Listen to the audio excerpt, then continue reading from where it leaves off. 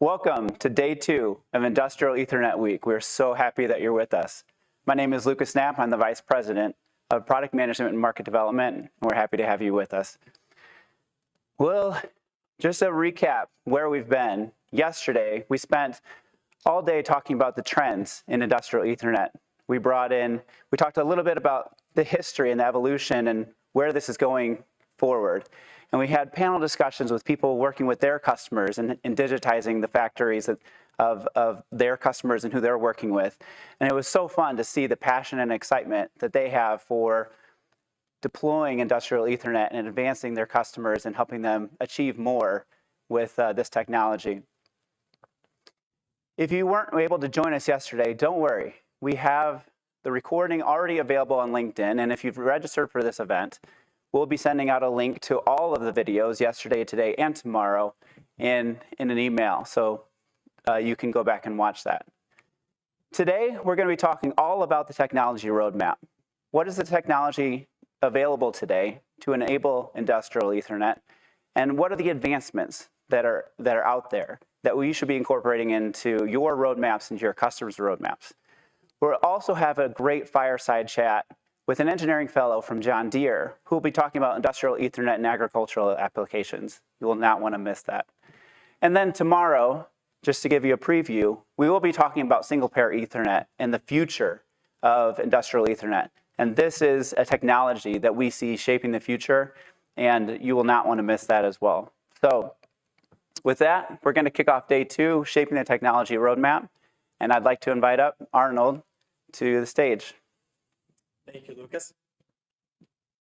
Good morning, everyone, from Harding, North America headquarters, and welcome to this Industrial Ethernet Week, Day 2.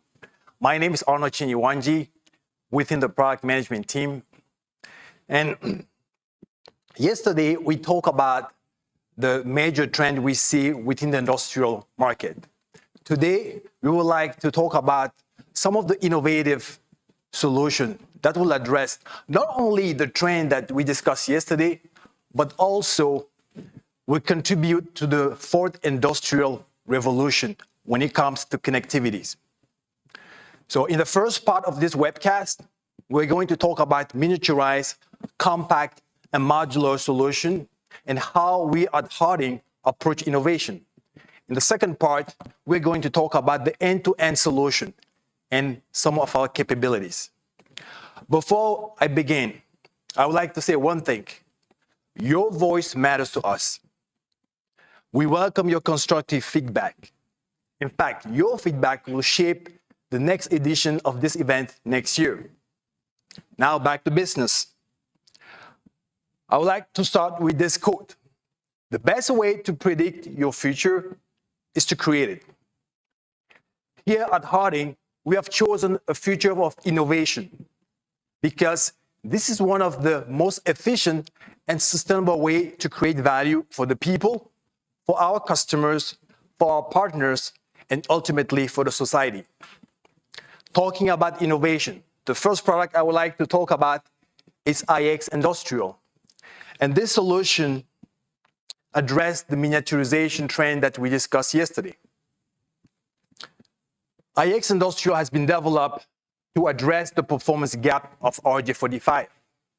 And you probably may know, RJ45 has been developed 50 years ago this year, in 1973, by a scientist called Bell Labs. This solution has been used for commercial application and over the years for industrial application, but is not meant to be, given the vibration and the harsh environment. So let me talk about the benefit of IX. First, the density. So if you look at the IX compared to the RJ45, it's 75% smaller than the RJ45. In fact, when you put that side by side, 5 RJ45, it's equivalent to 9 IX Industrial. The second one, if you think about the flimsy latch of the RJ45, the IX Industrial gives you, with the audible click, an 80 Newton retention force. Unlike the 750 mating cycle for RJ45, the IX give you up to 5,000 mating cycles. And this makes this suitable for even application in medical, where you need to plug and unplug the device.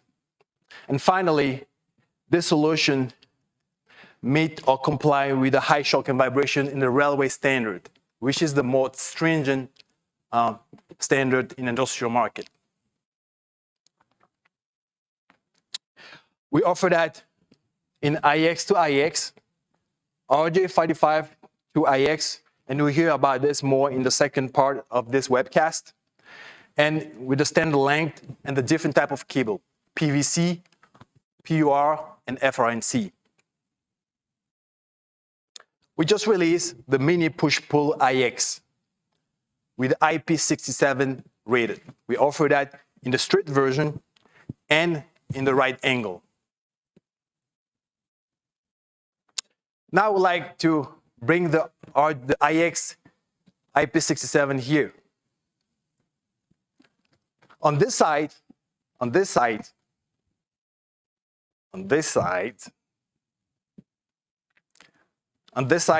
the plug IX. On this side, we have the power feed-through jack.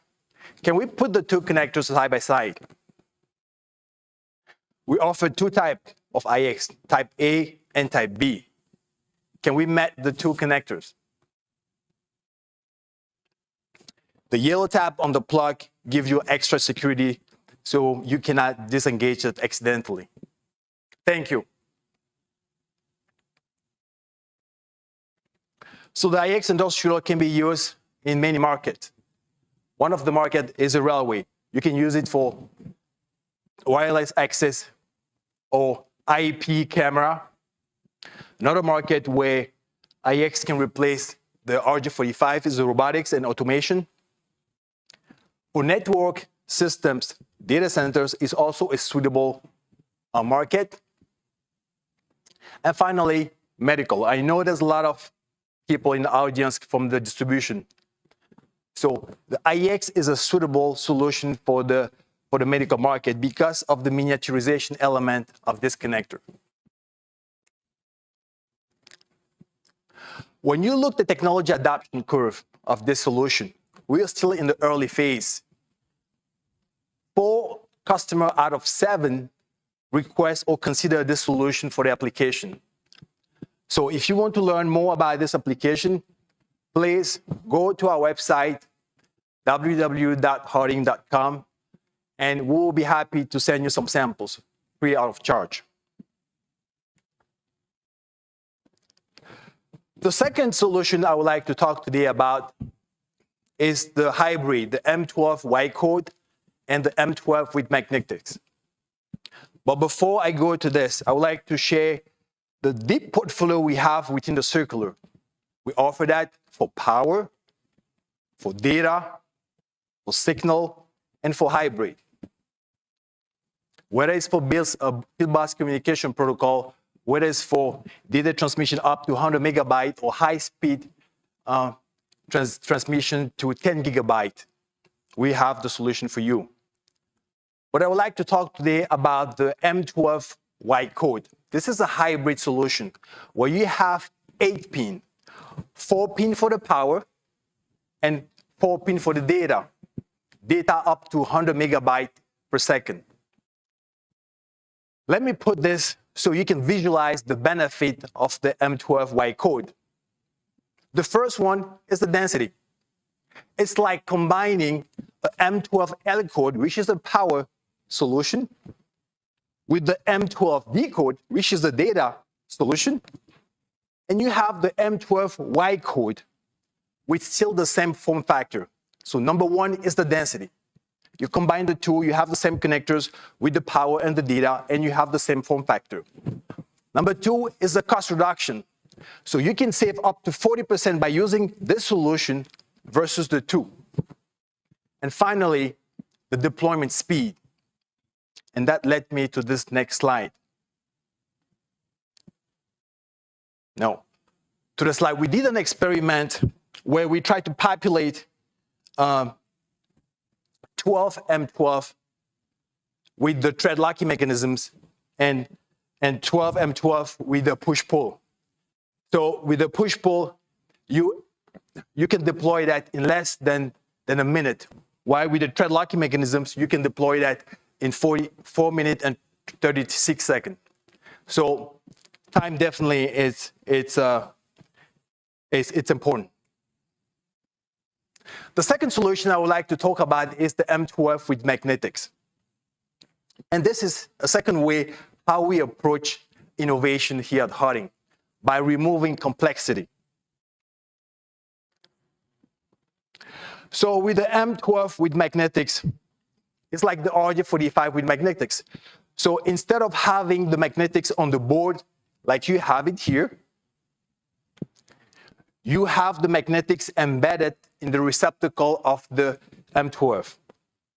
And this reduces 30% of the space on the board. Here's an application where you can see how you can save the space inside the module here. So by using the magnetics inside the receptacle of the jack, you save up to 30% inside the module here. Second benefit, you can stack all those connectors here with the push-pull features, because you don't need a tool to make sure that you have the right torque. And finally, it reduces the complexity. So the two solutions I was talking about are commodity solution. So we have it, our competitors have it. And I would like to talk about one features that differentiate ourselves from the market, which is the push-pull. Before I say this, the push-pull has been standardized in 2019. So the solution we have is backward compatible with our competitors. The second thing is the push-pull we have is also backward compatible with the thread locking mechanisms that we have.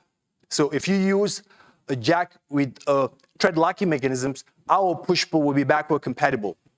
So let's talk about the benefit of this. The first one is a proven solution against shock and vibration and meets the railway standards. The second one, it reduces the amount of failure you can have when you deploy that on the field, because you don't need a tool to make sure you have the right torque. With the audible click, you engage the plug and the receptacle, and you have the connection established. And finally, the deployment speed. That led me to this slide where I made a mistake earlier. So we did an experiment where we tried to populate 12M12 with the thread locking mechanisms on the distribution box. And the second experiment was with the push-pull. You can see the result. So it took us 3 minutes, 43 seconds to populate the M12 with the thread locking mechanism, and less than a minute to populate the M12 push-pull. So how does it work? Can I have the push-pull? On this side you have the plug and the jack.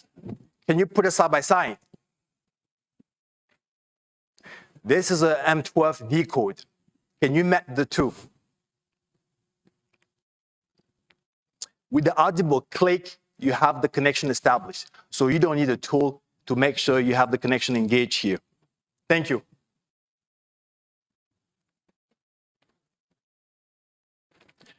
This circular solution, you can use in different markets. But in automation, that's where we see a lot of traction. You can use it for HMI, human-machine interface, sensor and actuators, I/O boxes or distribution boxes, and motion and drive. Now let's switch the gear and talk about single pair Ethernet, the T1 Industrial. The T1 Industrial is a connector that will support the single pair Ethernet. And for those of you who are not familiar with the single pair Ethernet is a technology that will contribute significantly in the Industry 4.0. But before I talk about T1 industrial, let me spend some time and explain what single pair Ethernet is and why it's important. So if you think about the standard Ethernet, to reach the 100 megabyte, you need 2 twisted pair of wires. To visualize this, if you look your phone at home, your fixed line, the small RJ45, you have this 2 twisted pair. If you want to go to the gigabyte performance, you need 4 twisted pair of wires, bi-directional. You can think about the Xfinity boxes with the RJ45 you have, or the RJ45 you have on your computer. Now, the single pair Ethernet is the game changer because you need just 1 twisted pair of wire to reach the 10 megabyte or the 1 gigabyte. Many customers come to us and ask, can we replace the RJ45 with the T1? The answer is no. Why? Because the ecosystem is different. Unlike the IX industrial, that is an evolution within the Ethernet, the SPE is more a revolution. And the component that build the ecosystem is also different. Starting with the semiconductor, the phi we use on the board, you can have it for a company like TI or Analog Device. Then you need some magnetics on the board, on the PCB board. Those magnetics, you can have it for the company like Wood. When it comes to the cable, we can have it for Belden or from Harding. We build those cables well. When it comes to the connectors, we pioneered the T1 industrial that has been adopted now by more than 60 companies. And when you want to test the length, then you can have those test measurements for companies like Fluke or Softline. Now, here's the reach of the SPE. With a 10 megabyte, you can go up to 1,000 meters. If you want to reach the 1 gigabyte, your reach decreased to 40 meters. The 10 gigs is still in development as we speak. When you look this automation pyramid here, within the IT space, at the cloud and the supervisory level, is dominated by the Ethernet. When you come in the OT space, at the control and PLC is dominated by the industrial Ethernet with communication protocols such as Profinet, EtherCAT, CC-Link. When you reach the field device level in the OT space, is dominated by field bus communication protocol such as Modbus, Profibus, or CAN bus. Now, let us immerse ourselves and remove the abstract. Let us immerse ourselves in the plant. I talk about the IT space here. It's represented by the yellow line here. When you come in the OT space, you have the industrial communication protocol with the blue line. When you want to reach the field device level, it's dominated by the red line here. The first problem you have is the need of a unifying communication protocol from the IT to the OT space. The second challenge is those getaway you need that serve as a liaison between the two networks. And the last challenge you face is the trade-off between the bandwidth and the reach that the field bus communication protocol cannot address.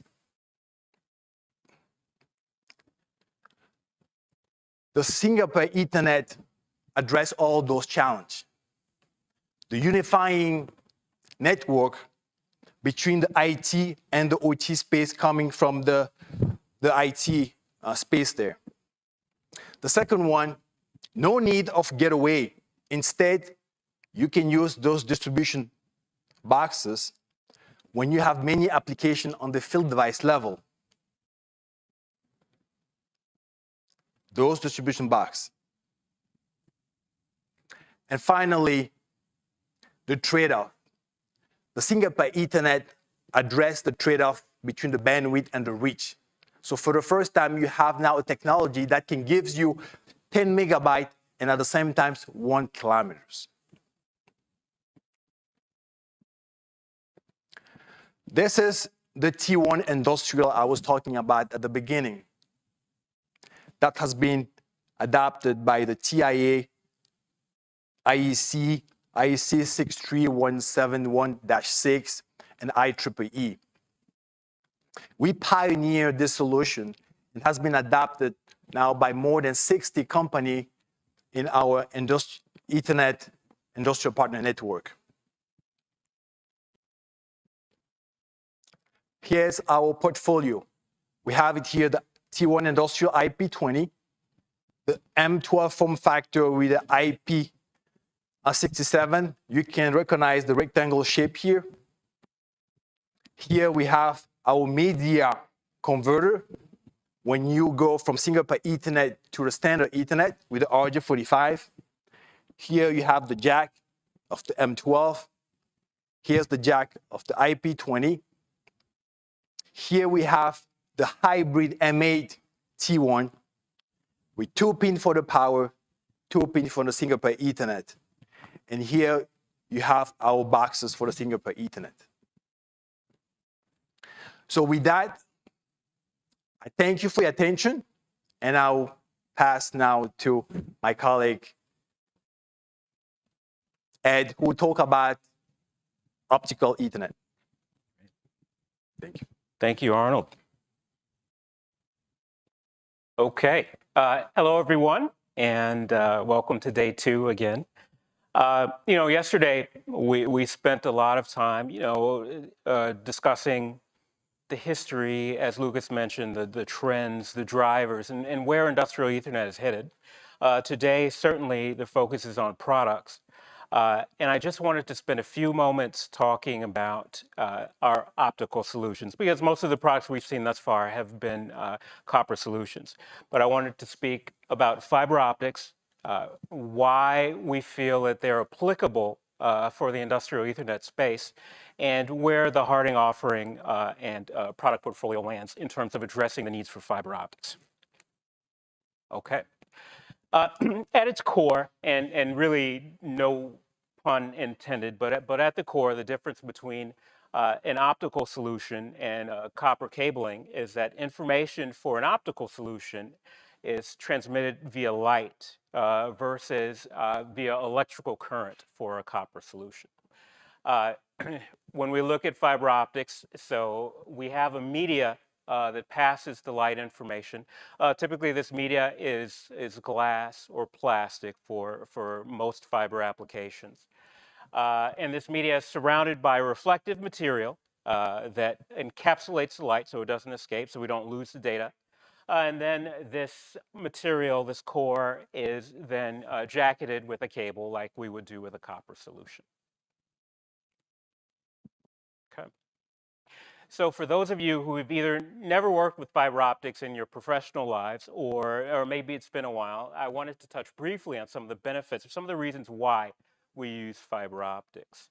When we think about fiber, most of us who don't do it professionally, we think about telecommunication networks or broadband. So we think about the large trunk fiber cables stretching miles across the country that provide the backbone for our telecom and for our data.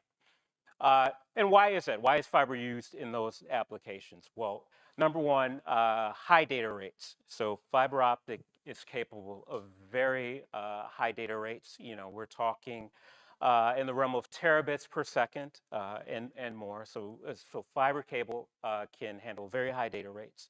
Also, as part of the media, or part of the nature of light, there's very low signal loss within these fiber optic cables. So depending on which fiber type we're using, we can have very, very long transmission rates. or transmission lengths. So we're talking miles of fiber optic cabling, okay, with preserving the data integrity. So those are strong reasons. That's why we see this in our telecommunication networks. And some of those reasons apply to industrial Ethernet networks as well. However, some of the other things that we may not think about often also have to do with the benefits of using light to transmit information. Primarily, light is not affected in the same way as copper and electrical signal is by crosstalk, by EMI, by voltage surges. So by all of the things that we have to take into consideration when we're using signal through a copper wire. So light simply is immune to the effects of those. So which comes in very handy when we're looking at in some industrial environments, for example, with high current, high voltage, and we'll see some examples in a minute. But so the performance of light is very critical in those areas. Data security. We spent a lot of time yesterday talking about cybersecurity and the security of information. This is very important. Again, we talk about IoT, we talk about data. Data is king, and we don't want people to tap into those lines. Fiber optics, by its nature, is extremely difficult to tap into and to steal information in that way. So there are advantages from a security standpoint. There are other advantages as well in using fiber in terms of power consumption, in terms of weight. If we think about 1,000 foot of fiber cable, maybe the weight is around 4 pounds. If we look at the equivalent in 8-wire copper cable, that's maybe about 10 times the weight of that fiber cabling. So depending on your application, there are advantages there. Okay. So in recognizing this and in recognizing that there are benefits to using fiber optics in industrial applications, Harding, of course, has built a portfolio to address these industrial uses of fiber optics. Starting anywhere from our standard kind of IP20 patch cabling using SC, ST, LC, so standard fibers that are used in the industrial realm.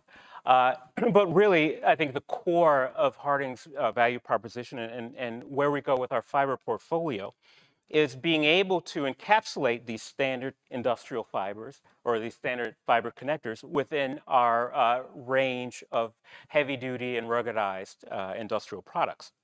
So Arnold mentioned certainly the push-pull in the housing and some of the benefits there, which I'll highlight a particular product in a moment. In some of our HON 3A and other ruggedized housings, we have fiber applications. But then when we have customized fiber to address, or customized fiber connectors to address some of the unique requirements in industrial environments, like the DIN module, which combines a high density up to 16 plastic optical fibers and does the electrical and optical conversion all within a DIN 41612 shell.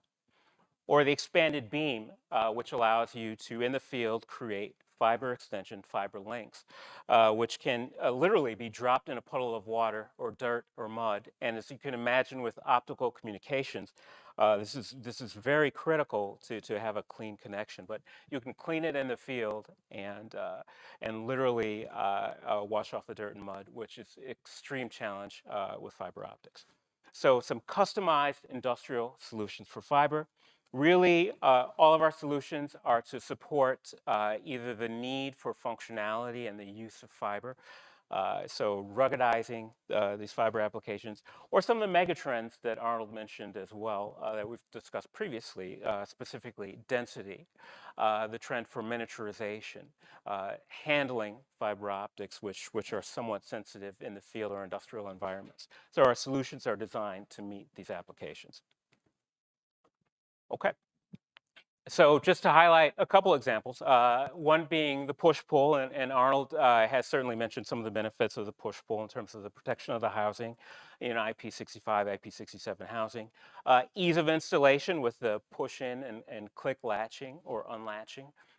This solution in particular, and we do offer push-pull solutions for standard LC fiber, but this solution here combines push-pull with the fiber optic transceiver. What the transceiver does is it encodes or decodes the information that's sent over light from electrical signal to optical. So by protecting that transceiver within a push-pull housing, now we have an easy plug-and-play IP-rated solution that's used for fast installation and other benefits.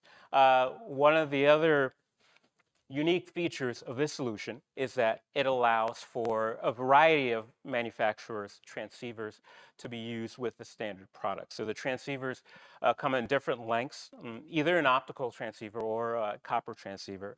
So the push-pull solution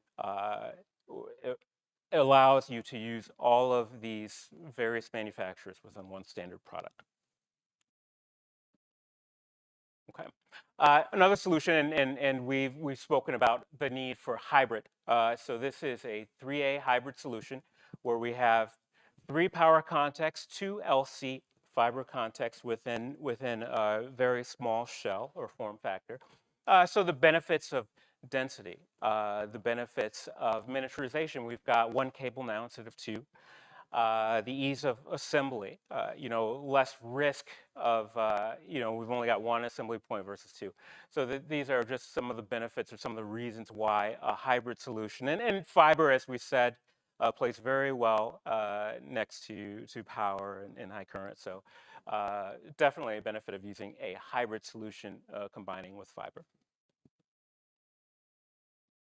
Okay. So just to touch briefly on a couple examples of fiber optics in industrial communication, one place to look would be process automation. So if we think about, oil and gas refineries or, maybe a nuclear power plant, certainly there are sections within this plant that are considered hazardous environments where you don't want your personnel to spend a lot of time in those areas, where they need to take precautions in order to be in those areas. So if we're thinking about an installation or a retrofit, the ease of use, the ease of assembly, some of the benefits of the push-pull or hybrid solution fit very well into that hazardous environment.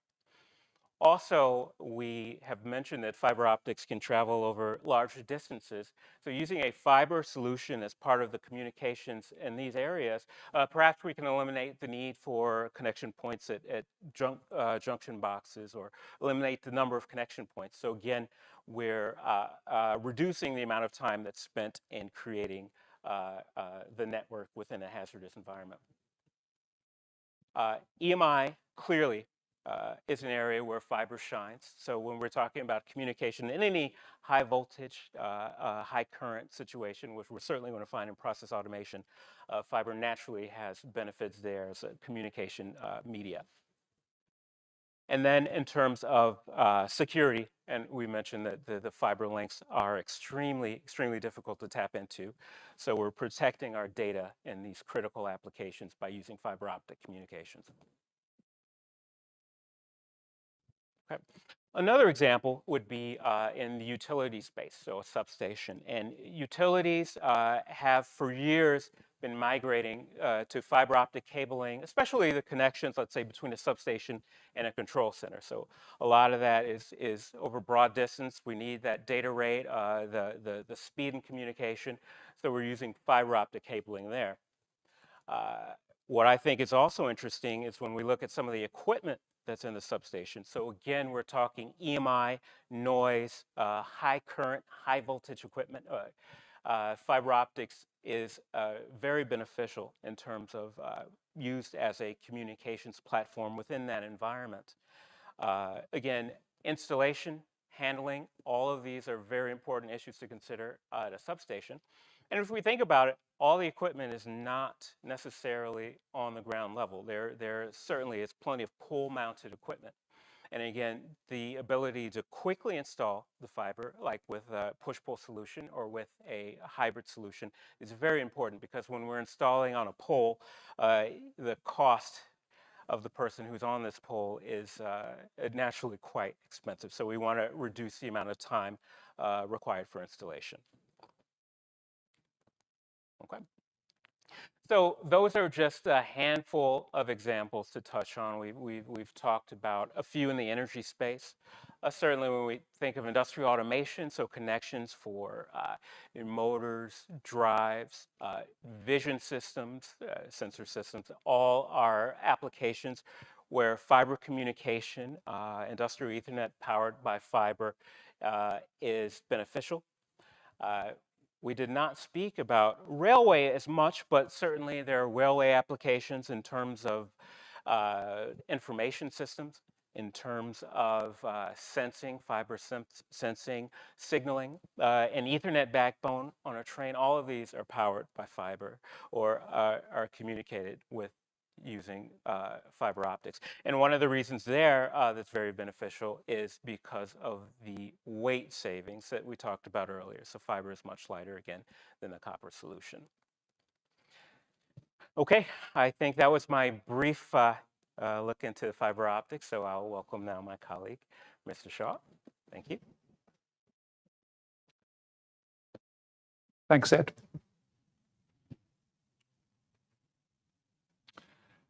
Good morning, everyone. I'm Phil Shaw. I'm the product manager for Harting's board connectors.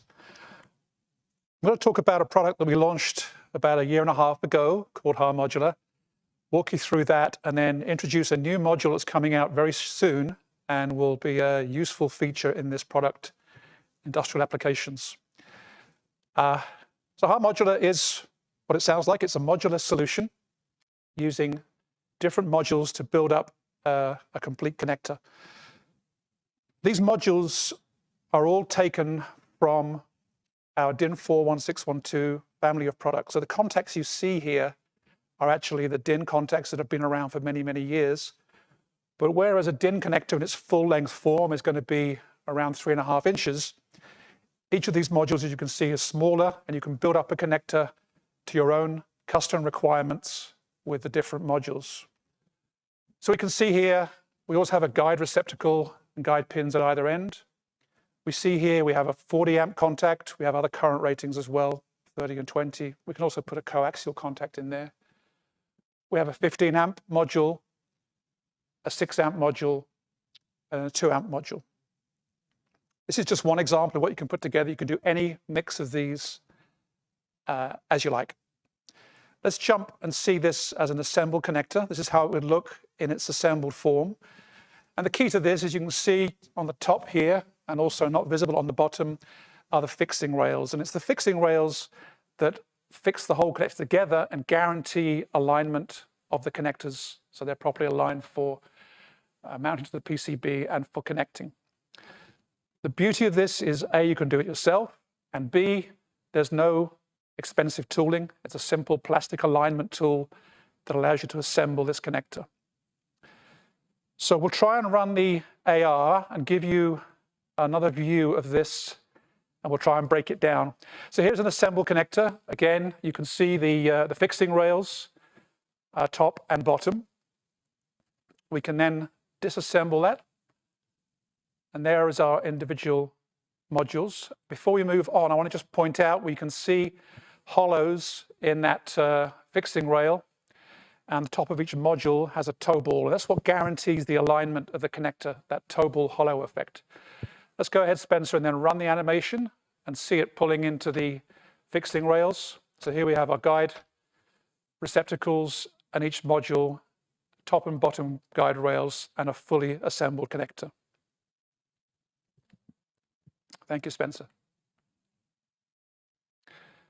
You've heard lots of mention of innovation, and we're very proud that this product has already received 2 major awards, one in Germany, the Innovation Award in 21, and then last year, the IDEA Awards Gold here in the US, both of which the judges were very much looking at the innovation of solutions, and Harting HAR Modular came out on top.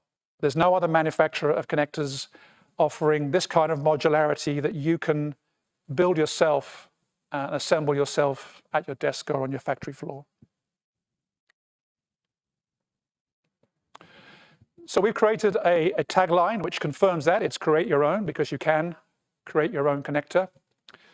You can purchase one of a number of 10 different modules to start with, along with the appropriate fixing rails. You can assemble them. And this will save time and money in terms of prototyping and development, where you're not waiting for new moldings, investment tools to develop the connector. They're available off the shelf today to build a connector. Important part of that, of course, is we have to configure everything. So we have all these different modules, different lengths, based on the different combinations of modules.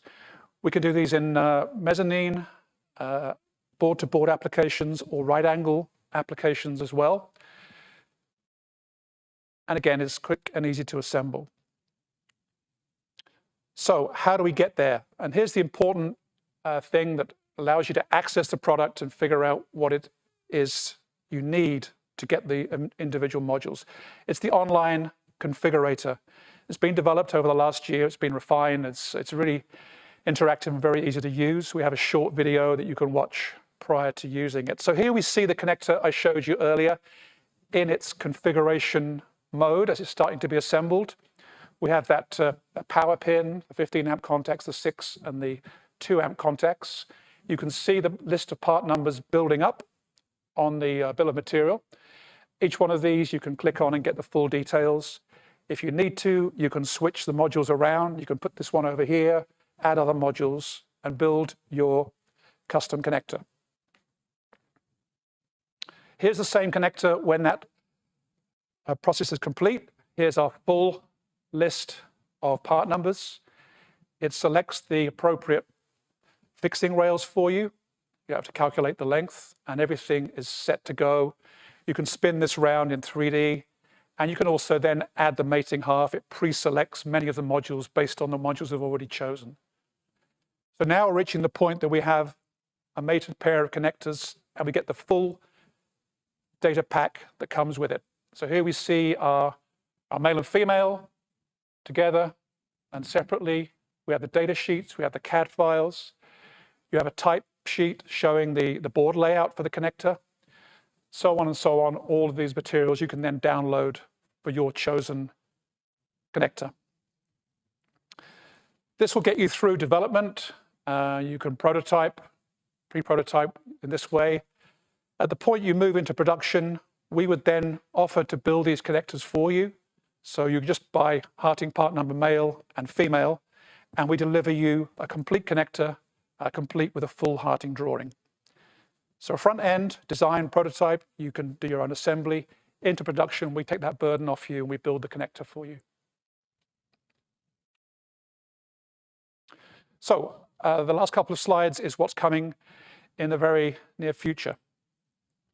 We talked about the different modules and the different solutions up to 40 amp, but we've not to date had a data module. So we're now introducing a data module which will expand the capabilities of this range of products.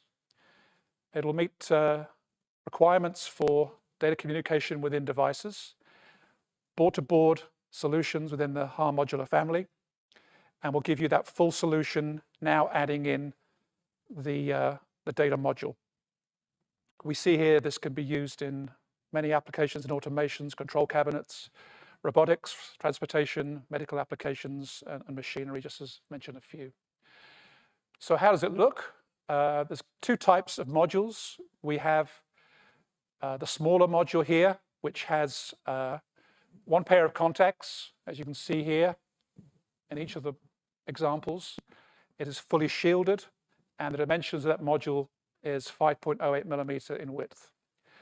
We're still working on the various protocols that this will work for, but you can see it's going to be suitable, for example, for SPE and Profibus. And it will be, again, as the other products, angled male, female straight, and male straight. So we can do backplane daughter card or mezzanine type solution. Thank you, Phil. Good morning, everyone. I'm Brandon Caesar, product manager here at Harting. And today I will take the next few moments to go over a few things. First, I want to touch on some industry trends and challenges, and then into how Harting's end-to-end solutions and capabilities make us an ideal partner to take on these challenges. and finally, review a few of our successful and innovative solutions. So without further delay, let's get into it. Okay, so Arnold and the team went through a lot of these trends and challenges over the last couple of days, so I'll run through them really quickly. But increased communication at the field level drives denser applications and which ultimately results in the need for miniaturization to maximize the space that you have. And obviously, when you're retrofitting your application, that's going to cause challenges with compatibility, communication, and compatibility, standardization, and efficiency. And all of those challenges benefit from having a partner like Harding, and specifically Harding Customized Solutions. So we have 14 production plants globally. And in Europe and Asia, as you can see here, we've got advanced facilities for testing and production, strong engineering and product teams, which both result in a strong off-the-shelf portfolio available cord sets that can also be customized, which we'll get into shortly.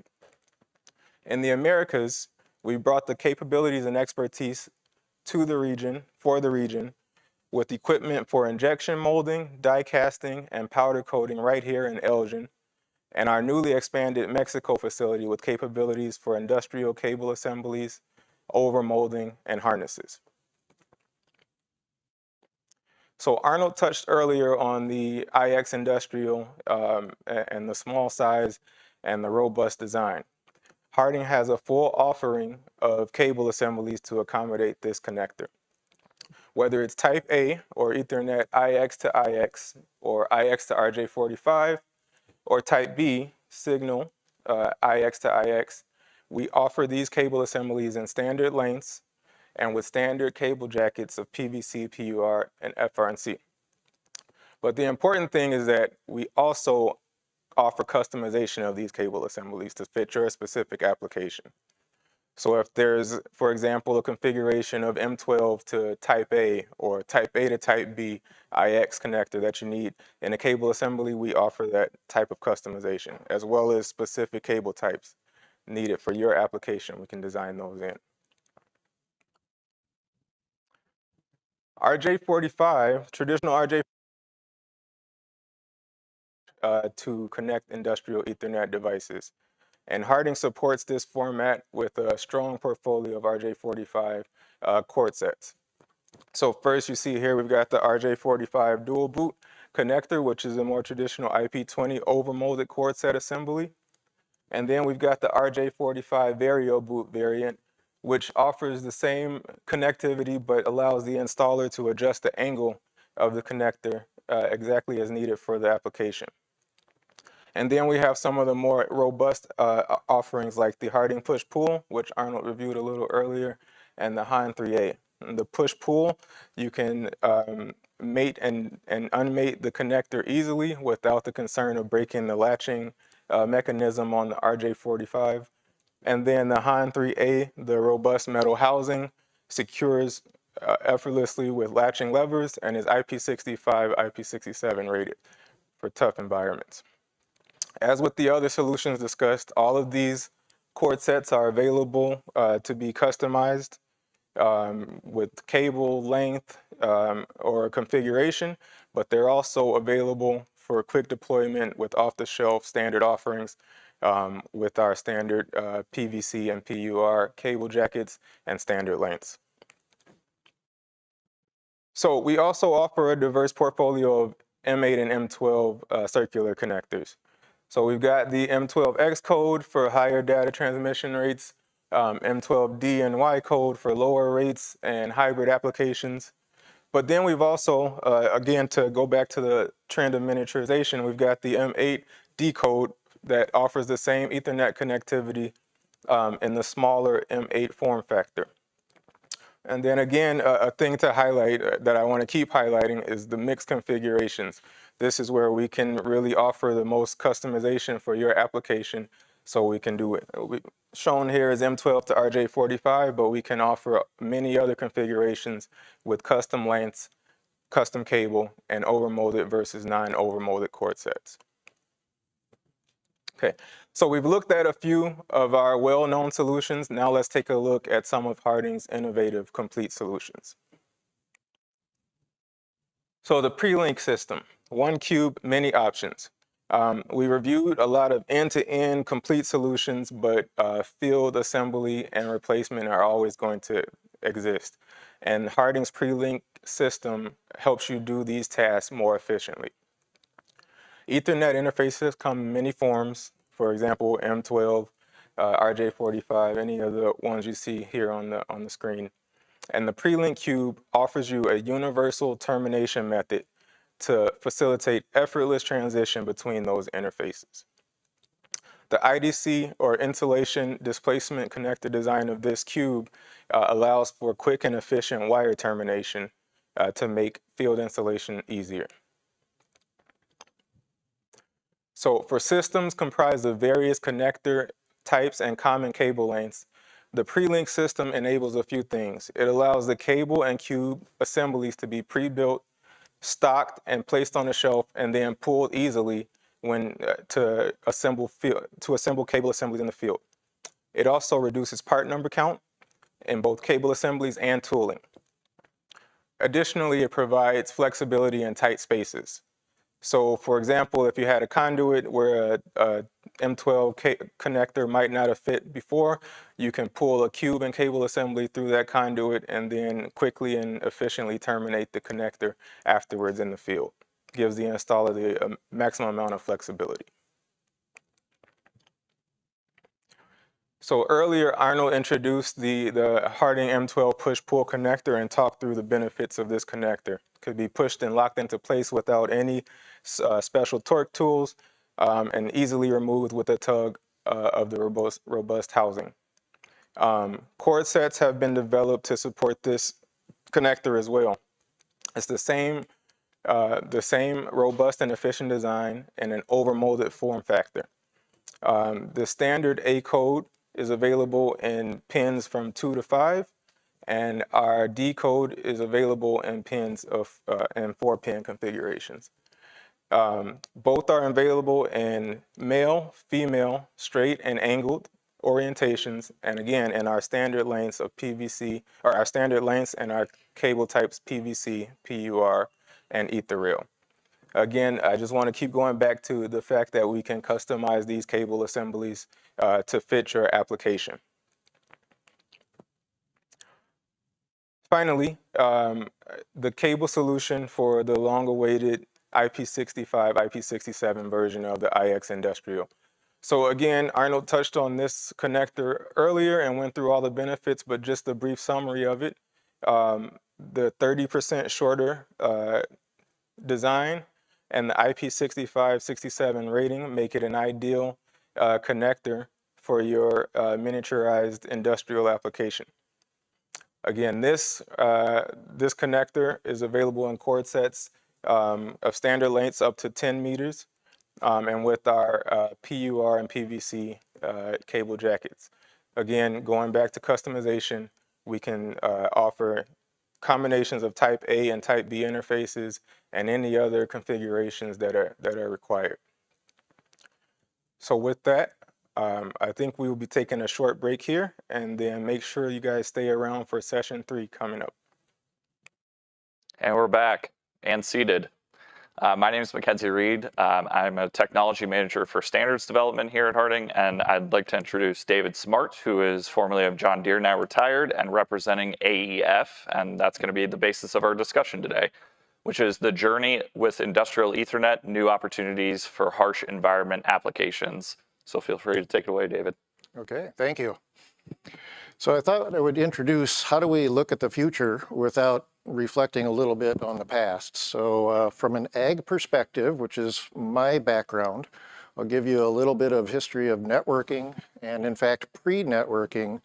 So it was very common in the 80s and 90s for every implement with some form of electronic control to come with its own control box. The controller typically sat in the cabin of the tractor and had its own custom cable and harness back to the actuators and sensors on the implements. And with that, as the seasons changed and the equipment changed, you needed a different control box for the next piece of equipment. So with the graphic that you saw, the cabin can become a little bit cluttered. And as it builds up, it's certainly possible to take out the last season equipment, but that was pretty rare to happen. So what we would find is pretty soon the window is being compromised, your view out the front of the system. And with that, we have some challenges. So we'd like to take a look at how can we solve that as an industry. And that's what moved us into ISOBUS. And ISOBUS is a CAN-based network. It started with SAE J1939 and has evolved into this ISO 11783. And I recognize outside of the ag industry, the phrase ISOBUS doesn't really resonate with that. This is an ag network, so we'll put that on the marketing people from about the turn of the century.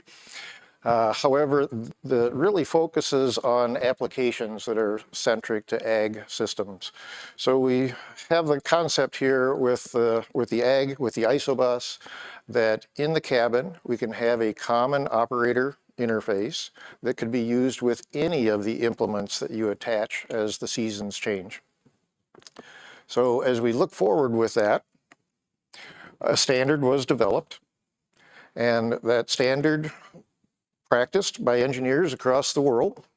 They brought their products together, and as they worked through that and said, hey, we both meet the standard, but our devices are not working well together. What's going on here? So we faced that next challenge. And this is really where the Ag Industry Electronics Foundation came into play. So this was now about, we're into this century. 2001 was that first introduction of ISOBUS. 2005, products were being sold quite commonly. 2008 is when AEF began its formation to try and help solve that compatibility problem. Each company, my device meets the standard. I've got the standard, I know it's working, and yet those products don't work well together. And so, you know, to take a step back a little bit, these organizations were adopting ISOBUS. ISOBUS kind of became its own standard, but they were at that time, you know, working independently of each other. They were developing independently and not through collaboration, and that's how AEF came to form. Is that correct? Yeah, and we certainly had collaboration because the standard itself was developed by representatives from the many companies, but in part, it was theoretical. You know, we'll sit around the table, we'll imagine it, we'll create the draft of the standard, we'll vote on it, it becomes a standard, and along the way, missed out a little bit on that proof that it's a good standard. So, and I would say it was a good standard, but we found that culturally, people would interpret the same paragraph quite differently, and then we would face these challenges. Sure. And so again, that's kind of where AEF came in to start with the formation of AEF. Let's try and address those compatibility challenges.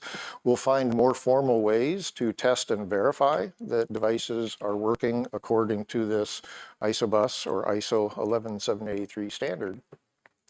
And AEF has expanded quite a bit since then.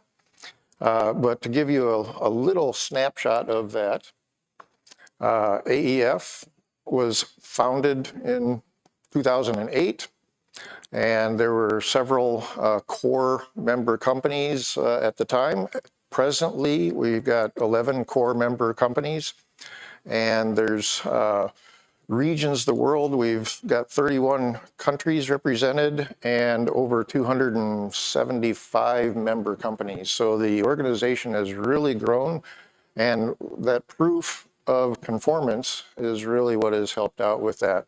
So we have a certification process, and devices can undergo formal testing and achieve that level of certification, helping to assure the customers that these devices will work together. And this formal testing and, you know, conformance approval, that is done in the form of these organizations getting together and physically testing devices in the same environment or under the same conditions. And there's two phases to that. One is much more formal. It's really a laboratory testing. So there are test systems and configurations and expectations, and devices can undergo this testing. There's another piece of that, we'll call it slightly less formal, and that's what we refer to as a plug fest. Sure. And a plug fest is a pretty good crowd of people. It happens twice a year, in the spring in the US and in the fall somewhere in Europe. This picture happens to be from last fall. And on the left side of the screen, you can see many tables. Might be a little challenging to pick out the details, but engineers have 30-minute time slots spread over 3 days to introduce themselves to each other, plug their devices in, start capturing network traffic, do quick testing, the alarm sounds, and then they look at their sheet and find out what table do I go to next.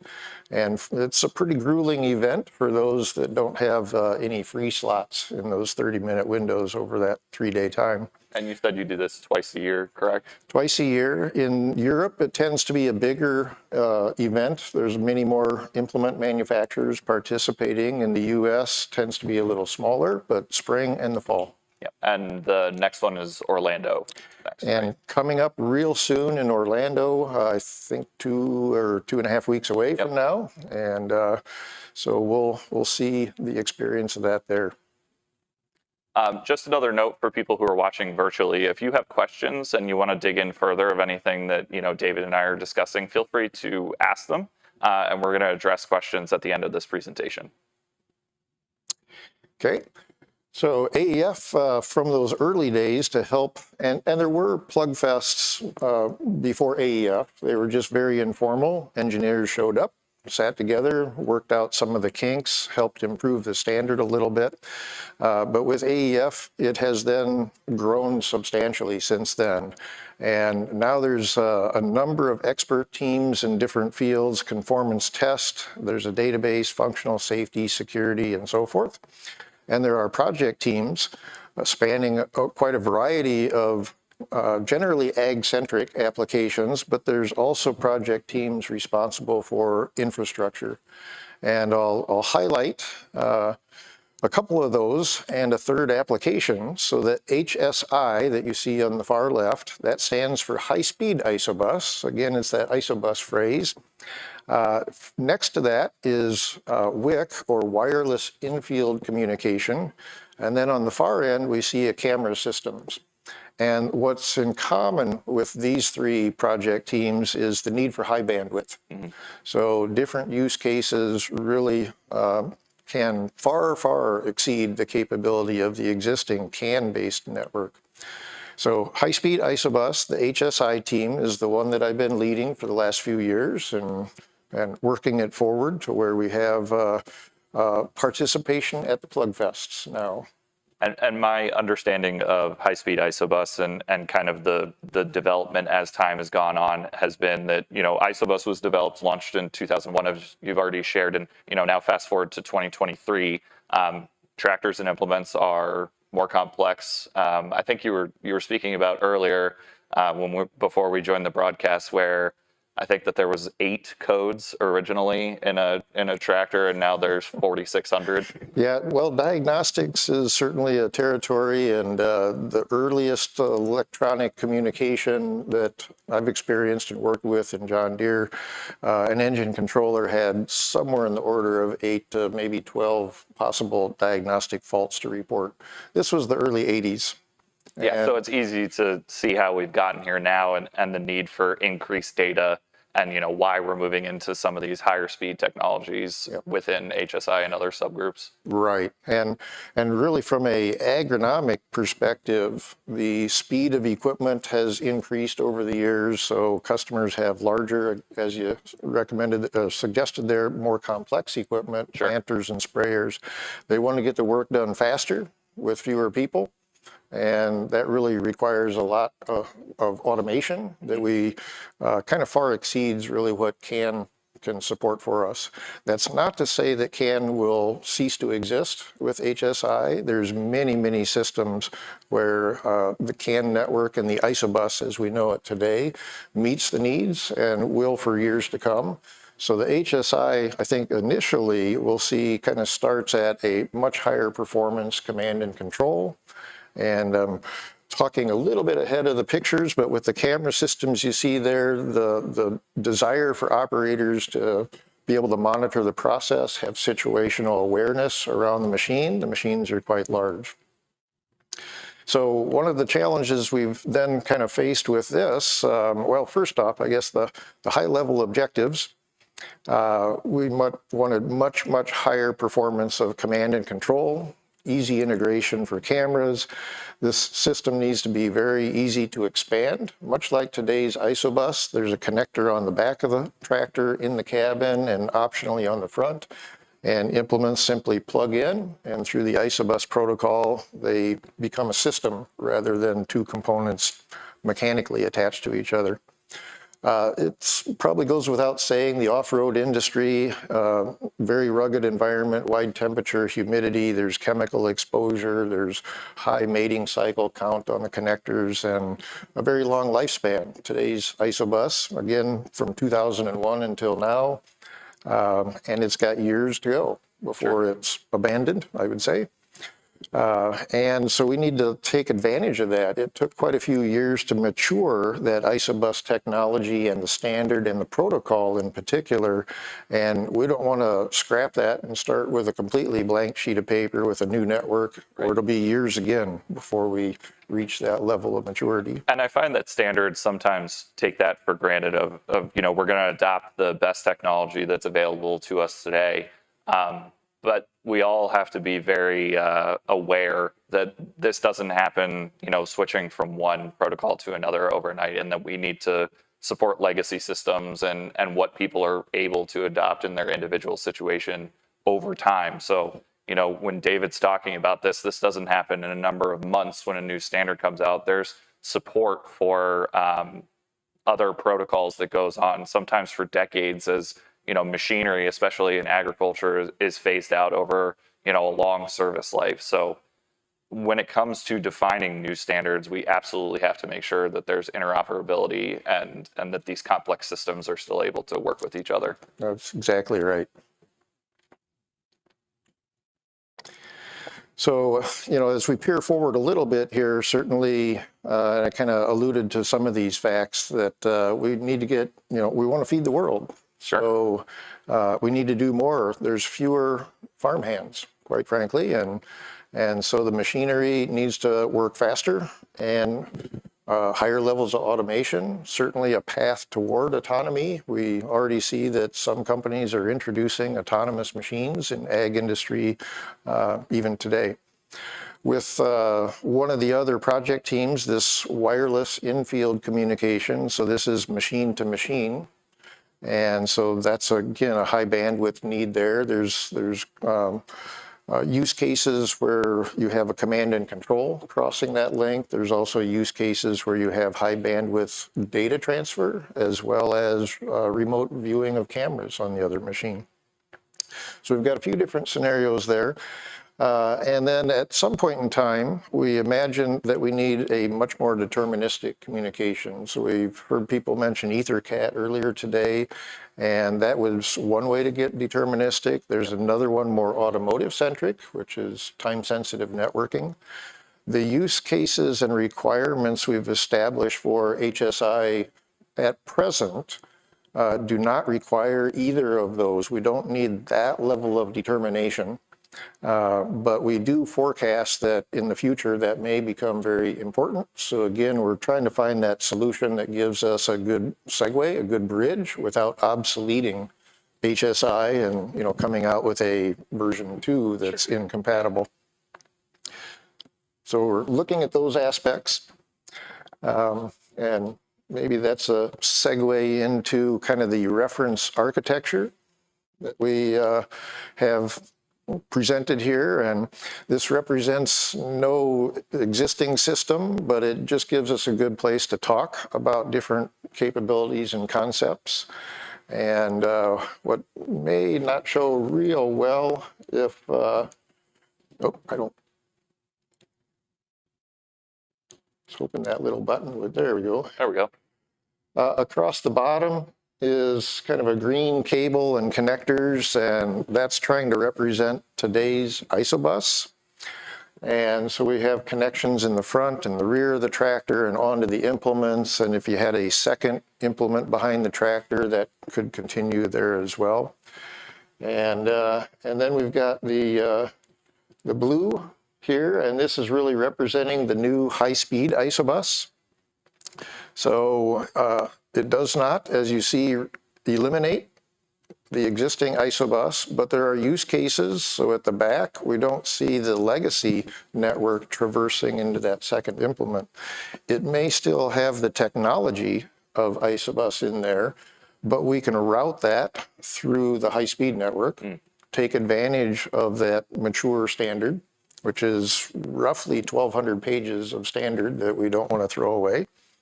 Only we can now take advantage of it much faster. Sure. So this high-speed isobus, I never really spoke to that point, but our target is 1000 base T1 type B. So it's gigabit Ethernet. And for those that know type B, they may be familiar. Type A is kind of the automotive version of that, if you will. It's specified for a cable length of 15 meters from node to node. Type B reaches 40. And so we have the capability, designed in here. The little bit of technology needs to advance for us to realize that. But again, we're trying to develop a new standard that's going to take us, for the next 20 years. Sure. And that's kind of a callback to, I think it was a slide that Arnold showed, just for the audience's sake. We showed a chart which was 10 megabit per second reaching up to 1,000 meters of single pair Ethernet. What we've been discussing here, when you hear 1,000 base T1, that is also, an Ethernet base certification, and 1,000 being the gigabit designation, so 1,000 megabit or 1 gigabit.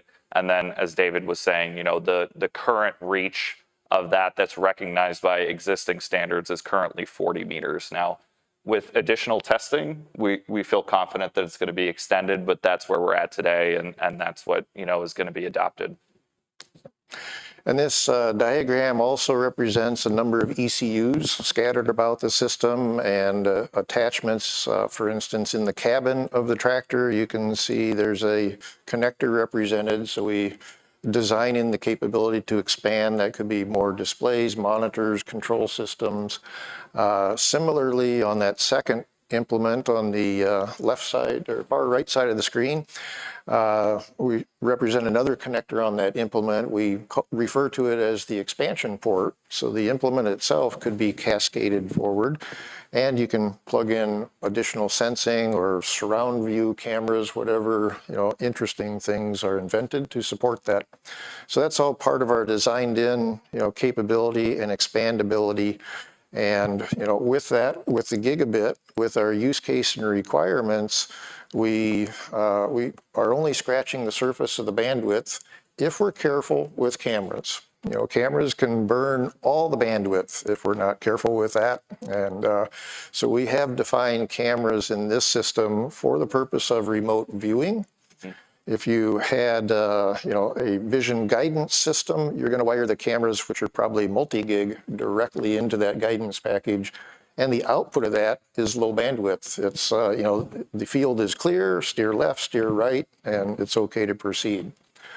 So we've got a good plan for that type of application as well. Sure. So moving forward, that's kind of the case today. Even though AEF is addressing new technologies, this is, everything that we've been talking about up to this point has been the history and what you are all working on today. What would you say the next steps are with the organization and with these application use cases?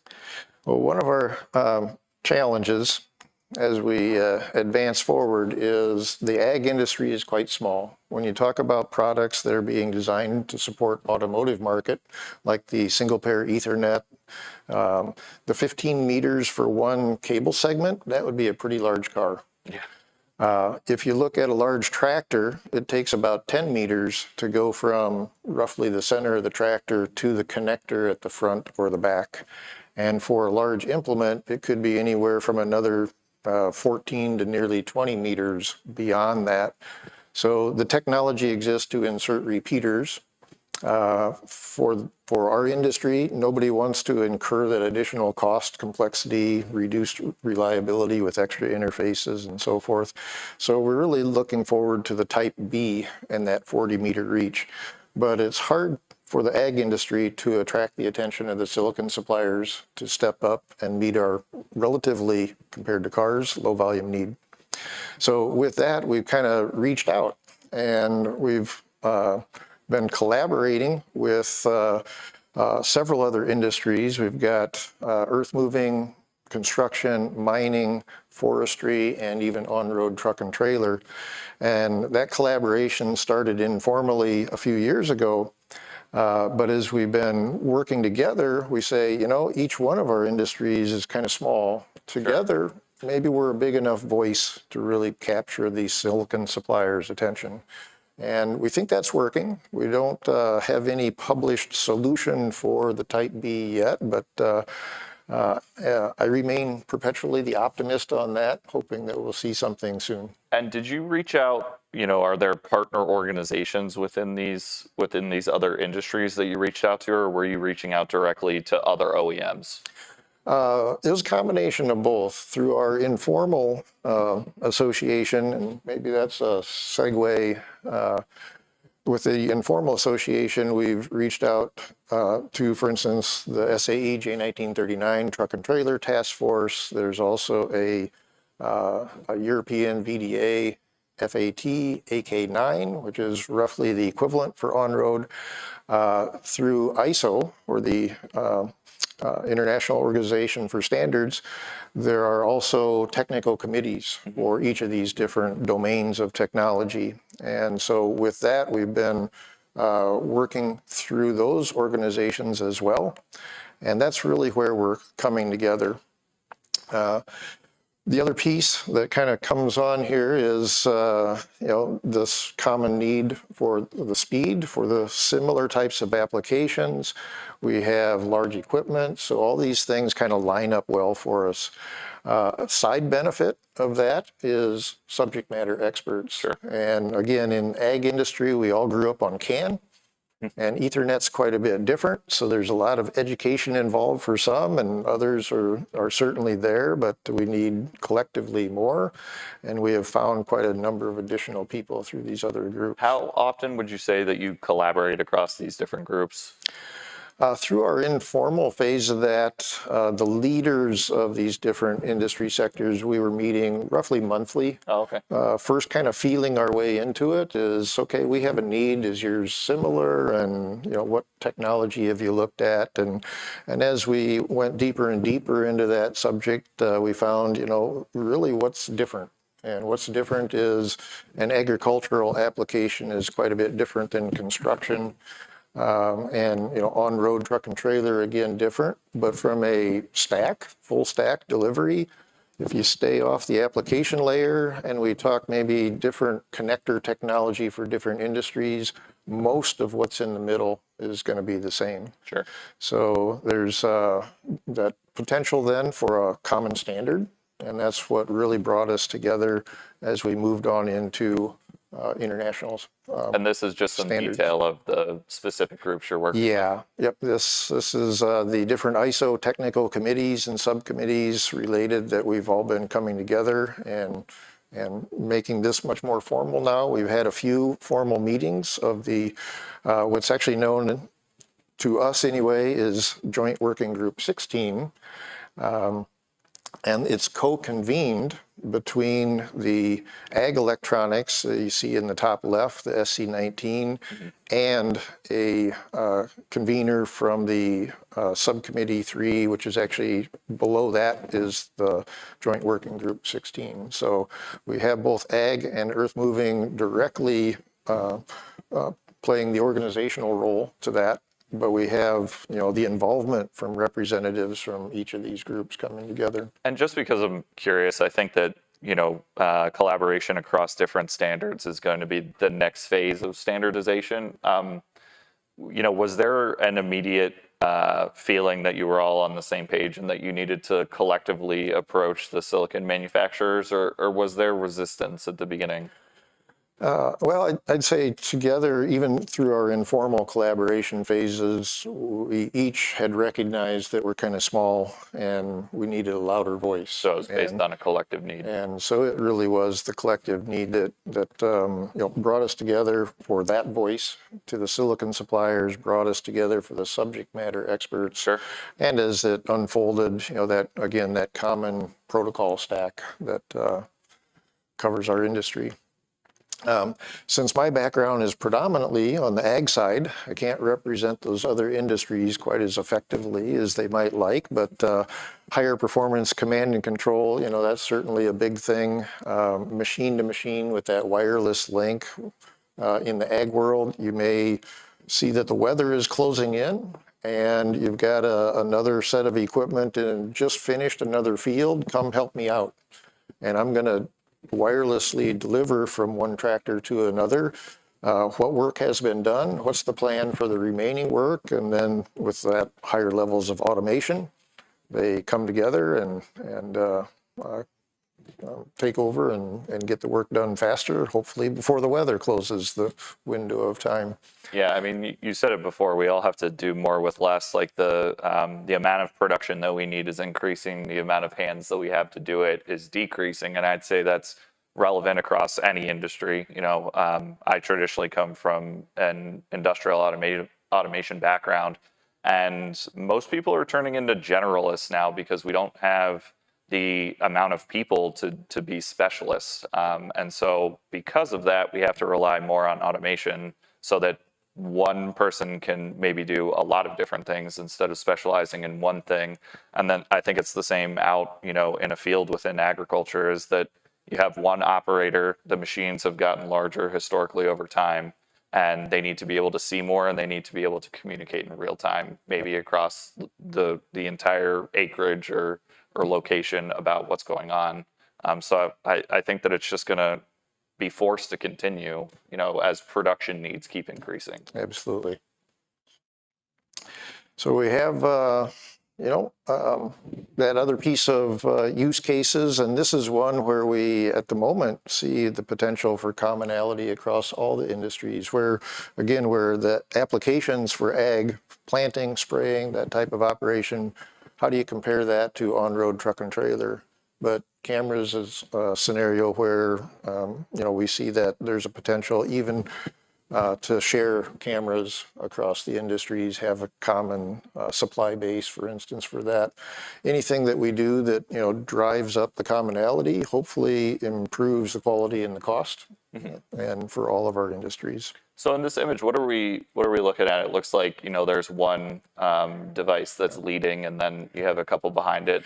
Yeah, and this, I can't speak to the history of this particular picture, but with the thought of that machine-to-machine coordination, I could potentially look through this camera if I'm in the machine in the back. A more practical use case from agriculture would be in the fall. It's harvest time, and as the grain bin on the combine is full, you signal and call over the tractor pulling the wagon. And without stopping, the combine, through a coordinated wireless interface, could control the position, vector, and velocity of that tractor to put the wagon under the unloading spout and fill it to the max uniformly and keep on operating. Because even in the fall, when it's time to gather the grain, there's a time window involved in that. Yeah. So that level of automation and coordination of those machines is practical use cases we'll see. And many, the things I've spoken about, many companies have that technology within the company, but we don't have it in a standardized means to cross the boundaries. And that's really part of that work that AEF brings to the table as well, is to help, find the use cases that make sense, that the different companies agree makes sense to coordinate, and then help mature that into the path towards a standard. Right, and I think you've spoken about that before. It's that maybe in the U.S. that, you know, typically if there's one manufacturer on the front of the application on the tractor, that it's the same manufacturer on the implement, but that's not necessarily true globally. Right. Yep. Yeah, it's very common. Pick your favorite color of tractor in the U.S. The implement probably has the same color scheme to it. Sure. And in Europe, there are many, many more implement manufacturers than tractor manufacturers, and quite regional as well. And so the mix and match, you know, the rainbow color spectrum is very apparent there. And that was also one of the big motivations for this ISOBUS technology, so we could mix and match different pieces of equipment more seamlessly and take advantage of that. Yeah, it makes sense. And then HSI, high-speed ISOBUS, and that kind of has that root in the ag marketing term. From an industry perspective, when you talk construction and on-road, they don't have that ag background, so we're still working on the proper, you know, technical term for that. It may be something simple like high-speed interconnect, so we don't lose the three-letter acronym, but that's smart. can apply it across a little broader spectrum of companies. Yeah, it makes sense. So from an overall outlook, common architecture that we represented there. Now my pictures had tractors and ag type of, you know, background to it, but if you took that away, it's effectively the same type of an architecture electrically that you would find on most of these other pieces of equipment. That can drive us into some common hardware solutions, common tools, common protocols. Certainly the environmental characteristics are very, very similar for all of us. So we could have common test and integration, maybe plug fests at some point, maybe mix and match between some of these industries where it makes sense to. Oh, across like different standards organizations. And yep. That'd be good. And so there'd be some interest, I think, in that. You know, conformance testing, how much of the standard is the same, how much is against the unique application for each industry. We'll work through those details. So there's just a tremendous amount of benefit there. You know, it's a gain for everybody. Yeah, absolutely. So if anybody wants to learn more, the website's listed there, AEF, and the high-speed ISOBUS and many other project teams. Yeah, so it looks like we have a couple of questions that have come in. I invite you to ask more just based on anything that David has shown or any discussion that we've had up to this point. But to address the first one, does the AEF certification include a protocol standard? So what I think they mean is, you know, attached to your certification saying that it's interoperable, does it say what protocol is attached to that? Yep. There's, through this ISOBUS standard, there's quite a few applications, and then the infrastructure of CAN, and that's the easiest thing to compare to, and we'll see the same sort of thing develop for the HSI. But we have a use case where there's this common display, which can be used by any implement. And it's analogous to a web browser and the servers on the back end. So as a web browser, I don't care if it's a, you know, planter or a sprayer or a bank. Mm-hmm. How do I define the interface and what can the user do to interoperate with that? In ISOBUS world, that's called a virtual terminal or universal terminal. And so there is a full test suite to ensure that the virtual terminals and the implements follow the very specific set of rules that are outlined in the ISO standard for that. There's other applications. One's called Task Controller, and this is more about the prescription. Am I planting? What's the seed rate? Different geographic regions of the field have different soil conditions, so I may vary the application. Could use the same sort of thing for spraying as well. And data logging is also a common theme in there. So each of these different use cases really focus to a specific application, which through AEF, then there's formal testing and the informal plug fest testing as well. Sure. Yeah, so I see another one.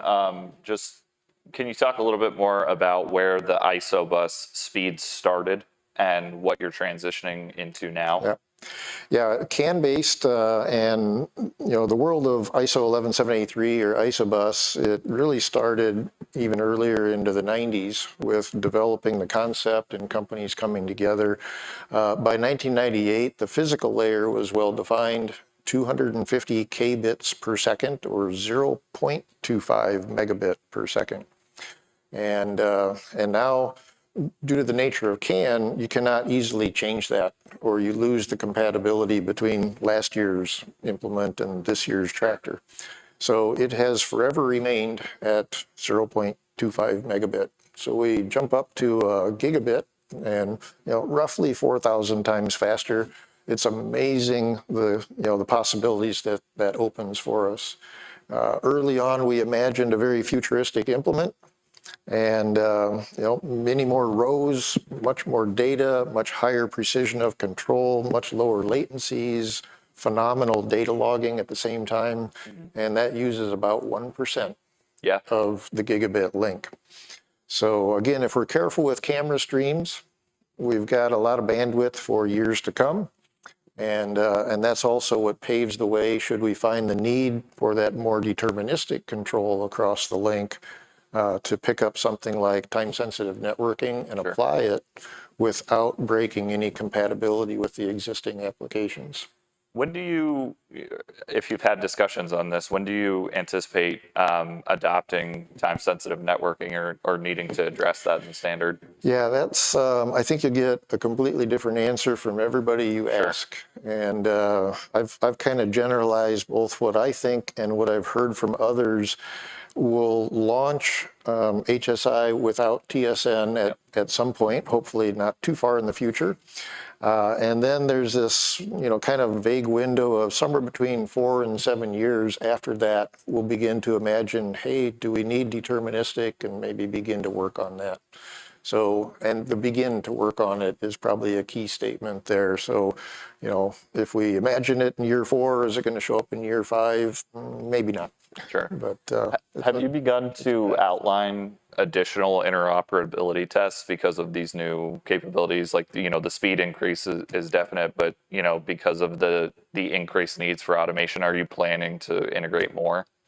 There will certainly be new use cases we haven't even imagined yet, but everything that goes through the process to become standardized communication across that HSI network, that will be under the guidance of AEF, and there'll be conformance tests developed for that, and certainly early experiments with different companies coming together at the Plugfest.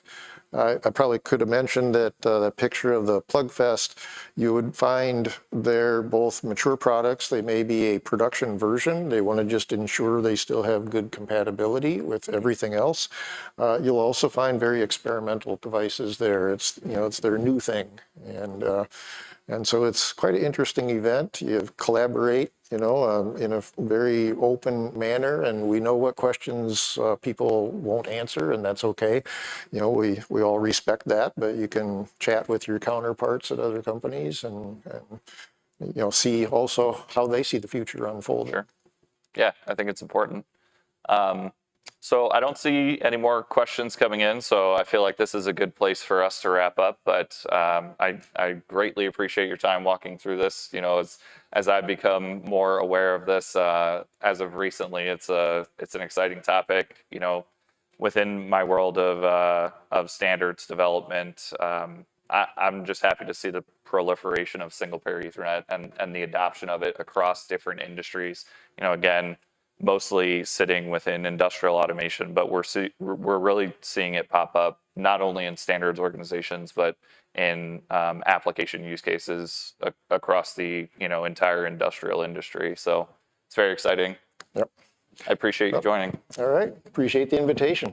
And that will be it for today. I want to invite you to join tomorrow starting at 9:30 Central Time. That's going to be a deep dive into single pair Ethernet. Some of what Arnold showed today will be reinforced, and then we're going to have a panel discussion with Arrow and ADI on single pair Ethernet adoption process. So I invite you to join both for the informative session and the walkthrough of where we're currently at with SPE from a Harding's perspective, and then to join us for the panel discussion, where we're going to dive into similar what we did today from the agriculture standpoint. This will be more focused on industrial automation tomorrow, what our needs are, what's coming next, and how we're facilitating mass adoption of SPE. So on behalf of David, myself, Harding, and the entire crew that put this together today, I want to thank you for joining, and be sure to join us again tomorrow.